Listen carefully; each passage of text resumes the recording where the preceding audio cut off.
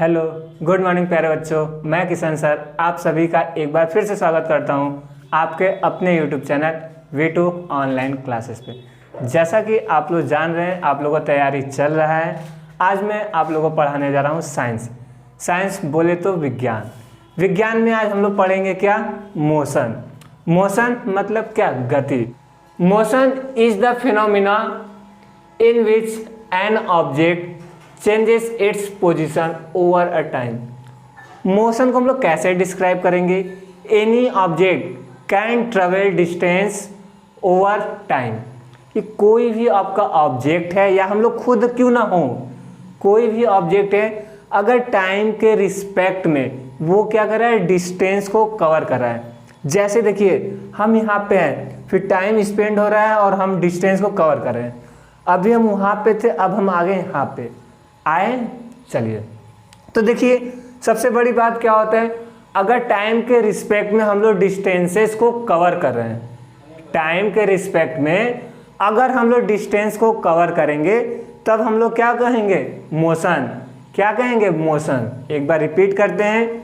Motion is the phenomenon in which an object changes its position. क्या हो रहा है? अपने पोजीशन में चेंज कर रहा है। अगर पोजीशन में चेंज नहीं करेगा तो वो मोशन नहीं होगा। क्या होगा? मोशन नहीं होगा। क्लियर? ओवर टाइम, और आपको याद भी रखना है कि टाइम के दौरान, यानी टाइम आपका स्पेंड होना चाहिए, समय बीतता होना चाहिए। या फिर आप बोल सकते हैं कि टाइम जैसे जैसे चेंज हो रहा है, अगर वैसे वैसे उसके पोजीशन में भी चेंजेस होगा तो वो आपका क्या होगा? मोशन। अगर पोजीशन में चेंजेस नहीं हो रहा है तो मोशन नहीं होगा। क्लियर? जैसे सपोज कीजिए टाइम स्पेंड हो रहा है, हम खड़े हैं, तो क्या हम मोशन कर रहे हैं? आप कहेंगे नो। जब टाइम में चेंजेस हो रहा है, अगर पोजीशन में भी चेंजेस नहीं होगा तो वो आपका मोशन नहीं होगा। क्लियर? चलिए, इसके बाद आपका आता है यूनिफॉर्म, या फिर हम लोग ऐसे भी बोल सकते हैं motion there are two types. Motion there are two types.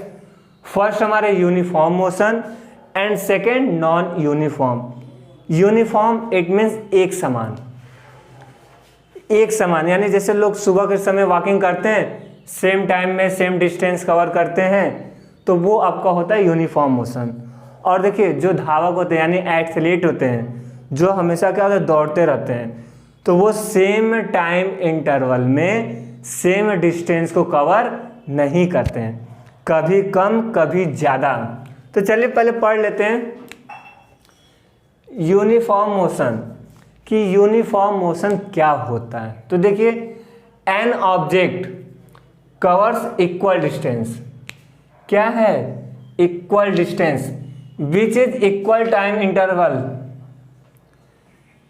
An object covers equal distance which is equal interval of the time, यानी सेम टाइम इंटरवल में अगर डिस्टेंसेस वो सेम कवर कर रहा है तो then this motion is known as uniform motion. तब आपका वो मोशन कैसा होगा?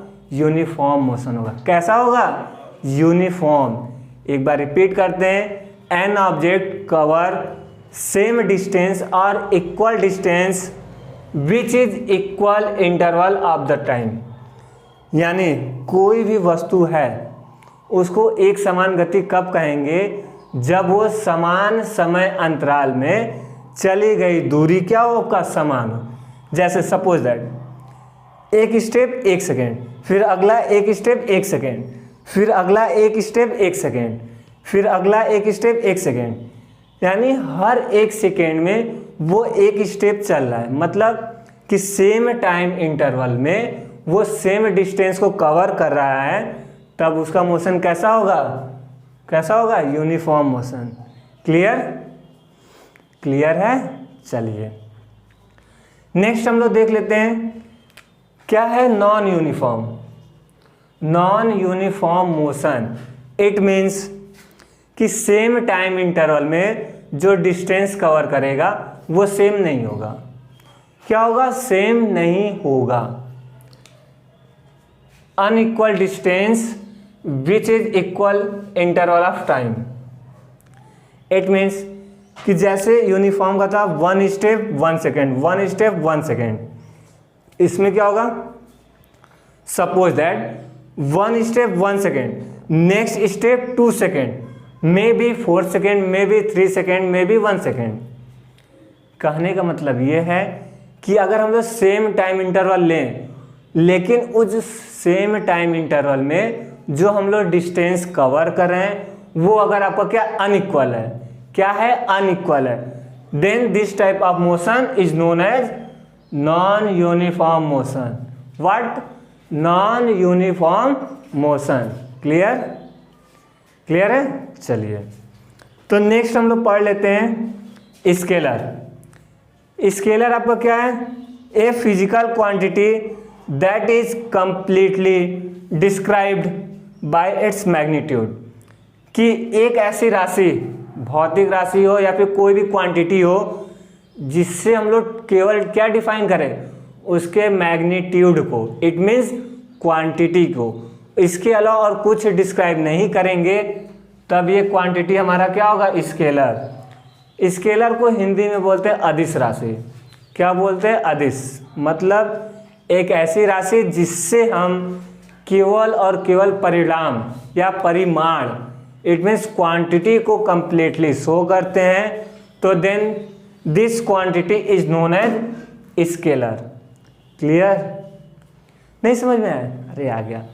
आप लोग सुबह सुबह स्कूल के लिए भागते हैं, दौड़ते हैं, रन करते हैं, वॉकिंग करते हैं, तैयार होते हैं, तो अगर आप लोग टाइम इंटरवल में या टाइम के क्या होता है, समय के दौरान, टाइम पीरियड के दौरान क्या करते हैं आप लोग, डिस्टेंस कवर करते हैं, मोशन है।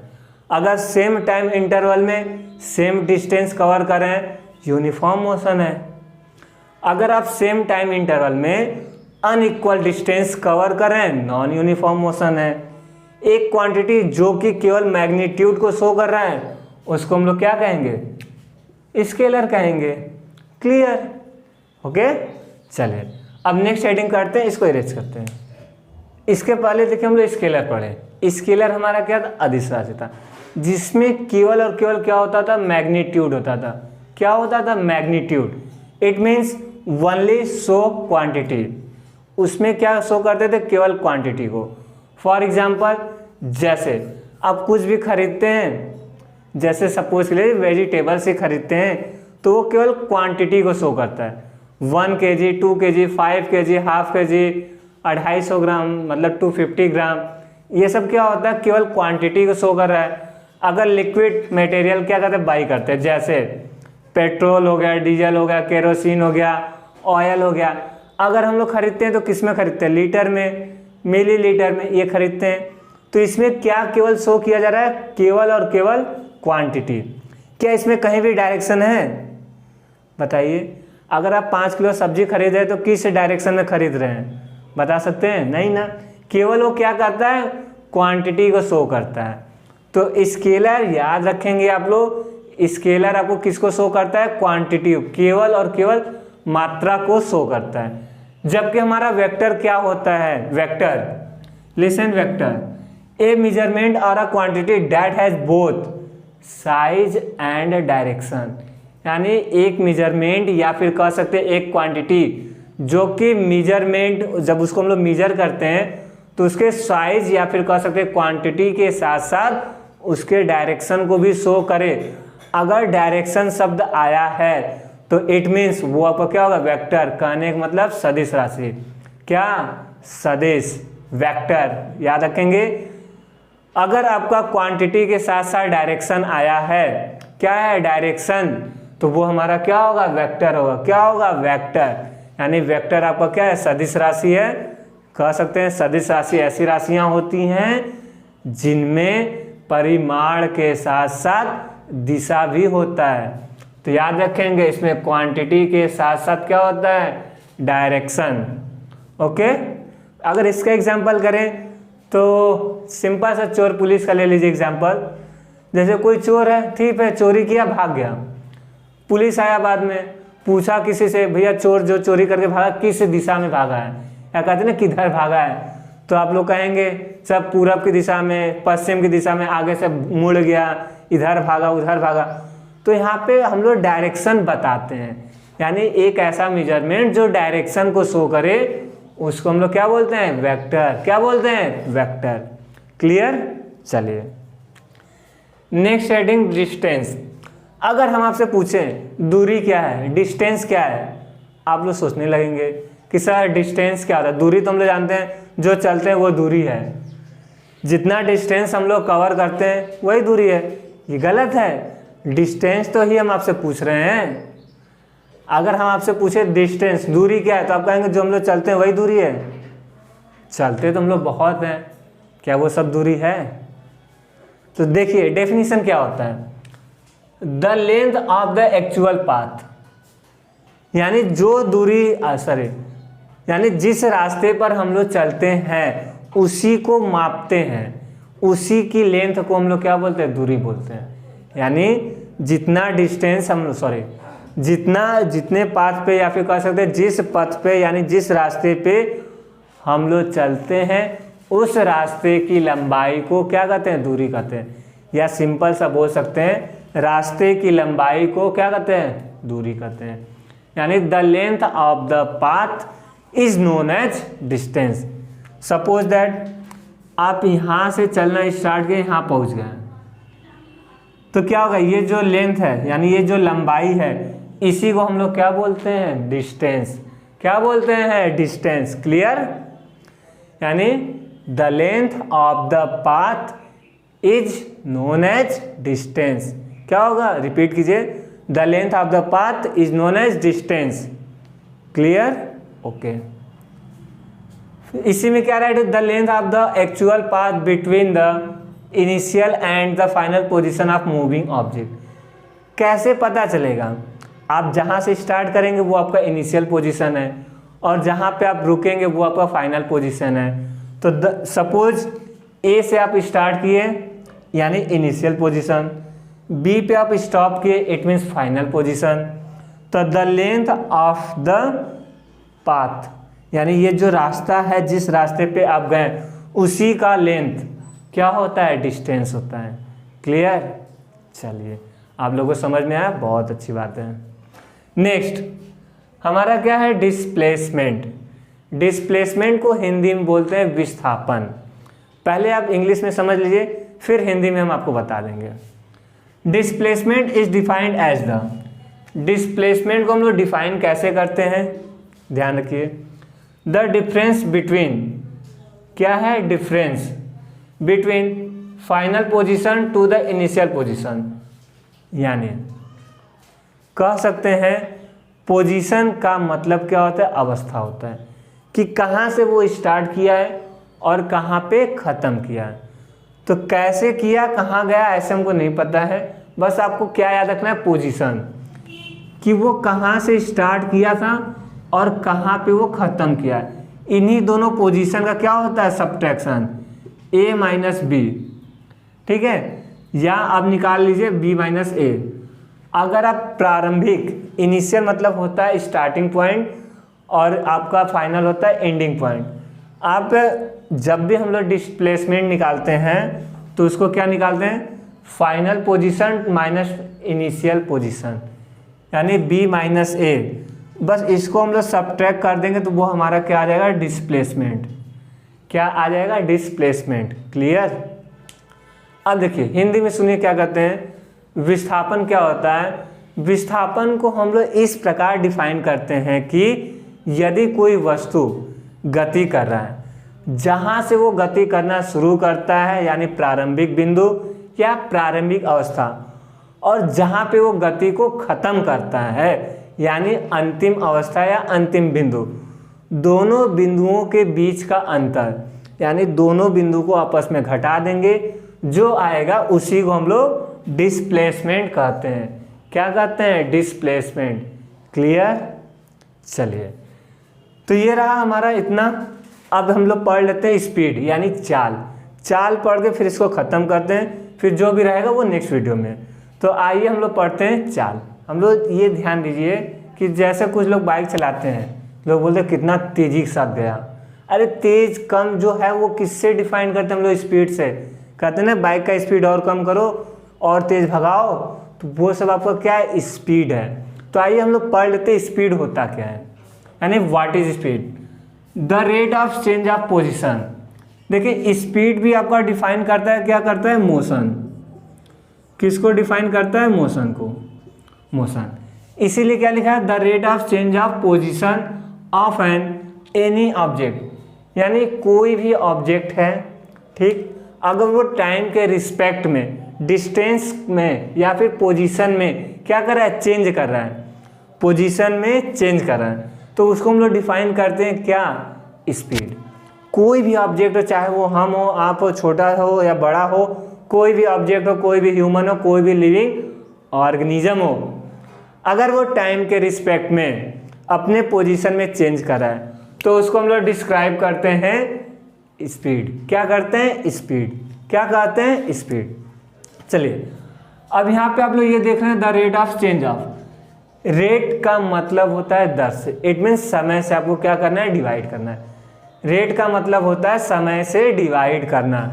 तो देन तब हम लोग क्या करेंगे, स्पीड का फॉर्मूले, जो स्पीड का फॉर्मूला होता है ना, उसको क्या एक्सप्रेस करेंगे, डिस्टेंस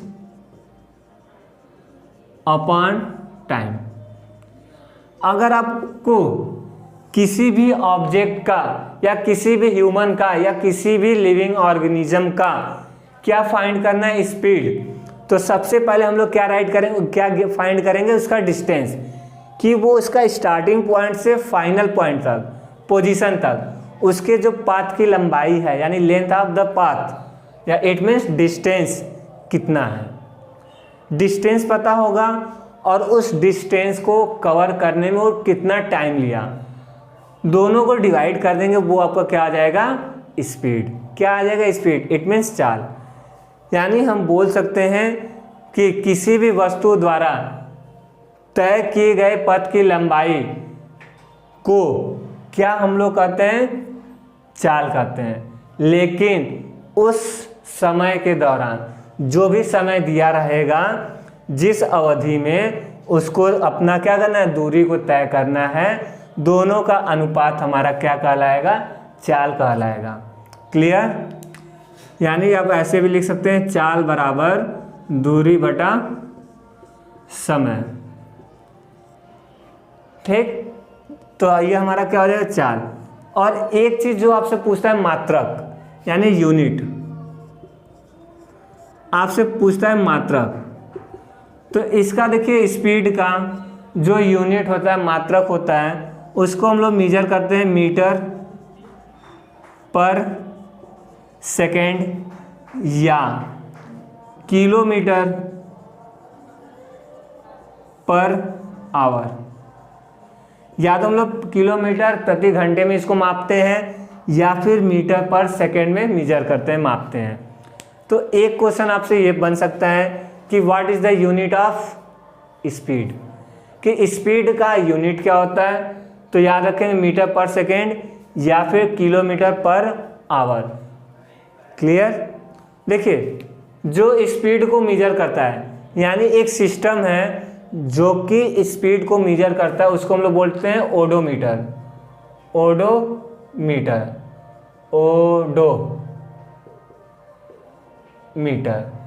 यानी जो बाइक होता है, कार होता है, जिसमें हम लोग स्पीड को शो करता है ना, कि 10 किलोमीटर, 15, 16, 17, 18, 19 जो भी रहता है, वो किस में मेजर होता है, वो मेजर होता है ओडोमीटर। यानी वो सिस्टम, एक यंत्र है जिसमें हम लोग अपने क्या स्पीड को मेजर करते हैं, मापते हैं।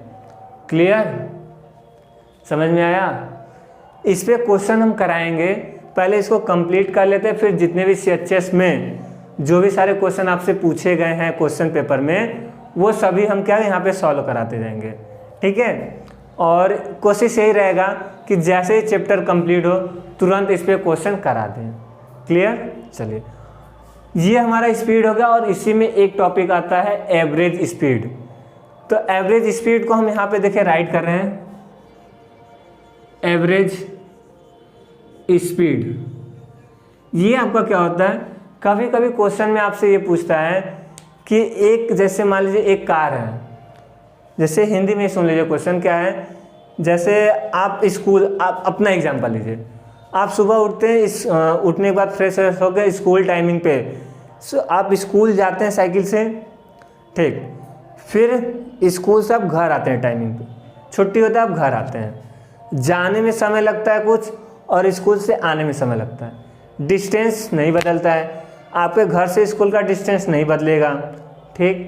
तो यहाँ पे एवरेज स्पीड का जो अगर हम आपसे पूछें वो आने जाने के दौरान आपका औसत चाल क्या है, यानी एवरेज स्पीड क्या है, तो वहाँ पे आपका हो जाता है टोटल डिस्टेंस